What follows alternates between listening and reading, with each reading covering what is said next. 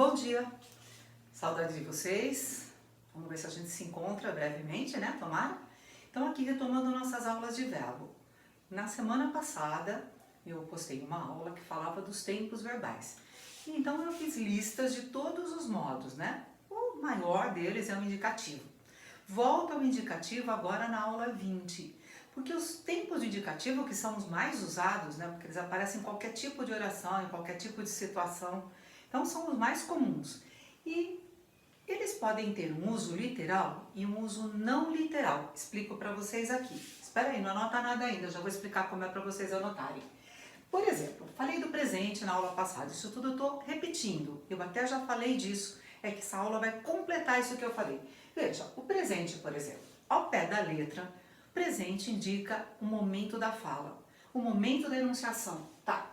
Mas ele pode indicar uma ação que dura mais, uma ação longa. O que é que você faz? Eu ensino, eu dou aulas, é uma ação que dura a minha vida toda.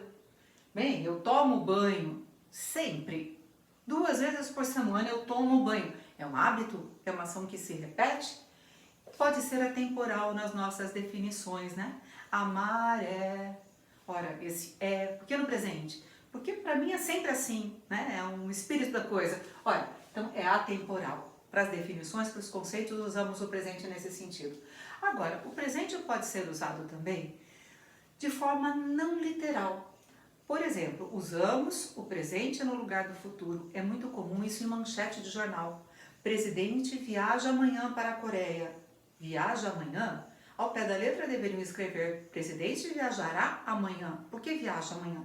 Ora, usa-se o presente no lugar do futuro. E por que se faz isso? Bom, muitas vezes é para dar um tom de certeza. Outras vezes, como na manchete de jornal, é para usar uma forma mais curta. Né? Curta mesmo, é questão de tamanho até, né? Porque assim as letras, a manchete, as letras garrafais, podem ocupar mais espaço, já que o verbo é mais curto. Viaja amanhã. E no nosso dia a dia, muitas vezes fazemos isso para dar um tom de certeza. Amanhã eu estudo. Quer dizer, você tem tanta certeza que você já põe até no presente. Bem, e também pode acontecer de usarmos o presente no lugar do passado. Falei disso a semana passada, quando encontrei o Brad Pitt no restaurante, né? Quando entro no restaurante, quem eu vejo? Quer dizer, na verdade, eu já entrei, eu já vi, mas eu ponho tudo no presente para que vocês vivam essa emoção comigo. Olha, então é o chamado presente histórico. Faz-se muito isto, né? Mesmo em texto literário, né? A personagem nasce e encontra um mundo muito atrapalhado. Ela nasce durante a quarentena, tem essa infância dentro de casa e nunca mais vai se acostumar a sair. Ela nasce, ela encontra, ela já nasceu, ela já encontrou. Olha, mas é o chamado presente histórico. Bem, eu pus este resumo de quadro aqui, tá? Que é o mesmo quadro que eu pus na aula passada, só que eu pus duas vezes este quadro, porque eu expliquei com mais detalhes.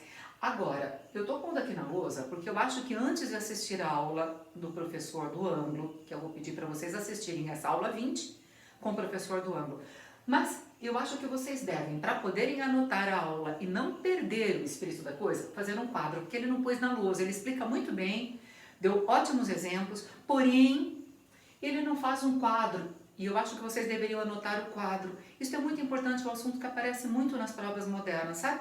Já que os tempos não são usados só no seu sentido literal, eles são usados também não literalmente, muitas vezes se pede para você dizer naquele texto o que é que acontece.